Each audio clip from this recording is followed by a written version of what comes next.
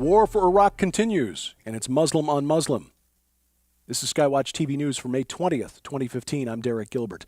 Iranian-backed Shia militia units are positioning themselves outside the city of Ramadi, about 70 miles west of Baghdad, in an attempt to retake the city after it fell to Islamic State forces over the weekend.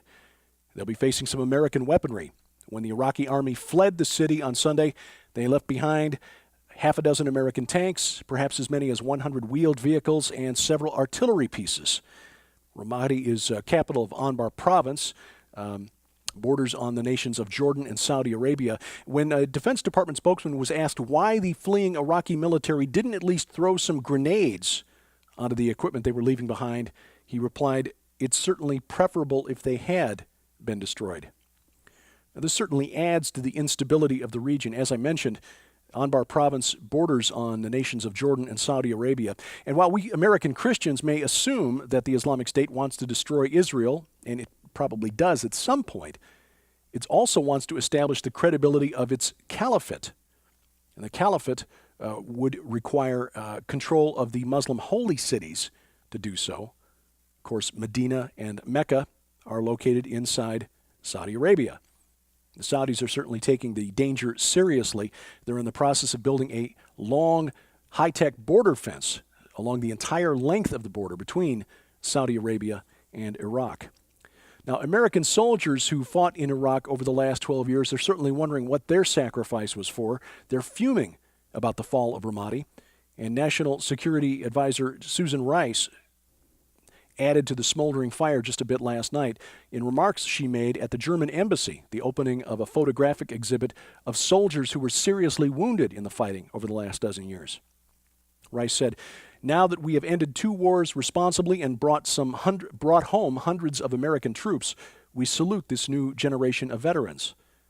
One retired Army officer said to a reporter after the event, "Responsibly, right." Meanwhile, documents obtained by Judicial Watch, a federal government watchdog group, reveal that the Obama administration was essentially running an international fast and furious operation, sending weapons from Benghazi, Libya, to rebel groups inside Syria prior to the attack on the American consulate in Benghazi on September 11th of 2012.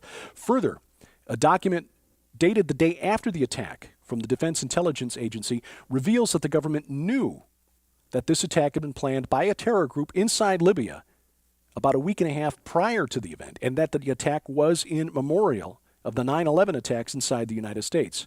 No mention whatsoever of a YouTube video critical of Islam being the source or the reason for the deadly attack on the American consulate.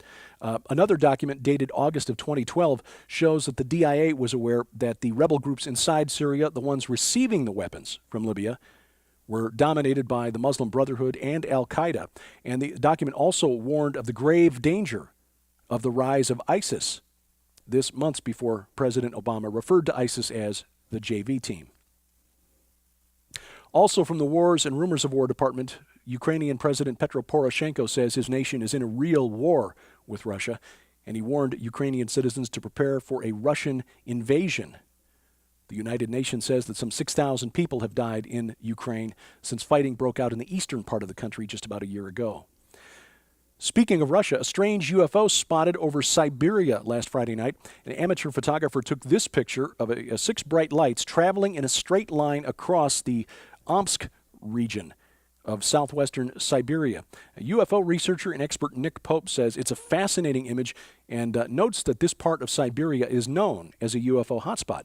He did say, however, the 6 lights traveling across the sky may have been a fireball or a meteor breaking up in the atmosphere, or possibly the test of a secret new Russian military aircraft.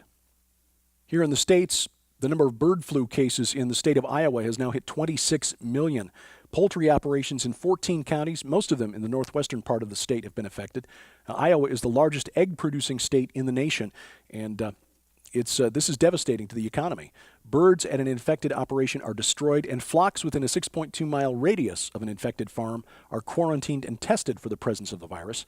The H5N2 virus has also been confirmed in wild bird populations as far away as Washington, Oregon, Idaho, Wisconsin, and Kentucky.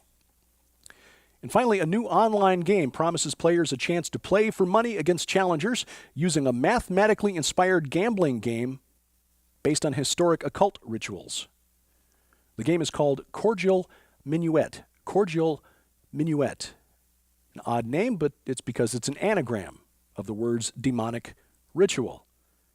12 players of this game will receive amulets of actual gold, silver, and bronze inscribed with sigils representing demons.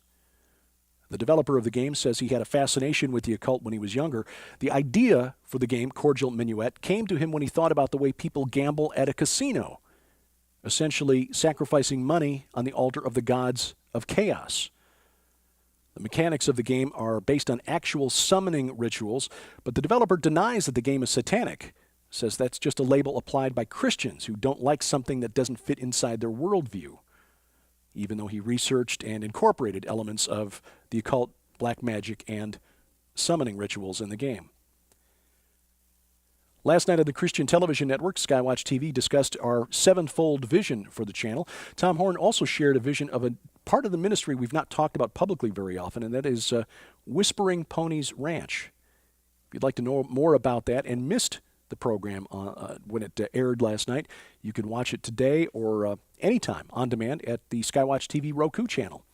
If you've got a Roku account, instructions on how you can add the Skywatch TV Roku channel to your account are available at our website, skywatchtv.com, where you can also find the new edition of the Skywatch magazine.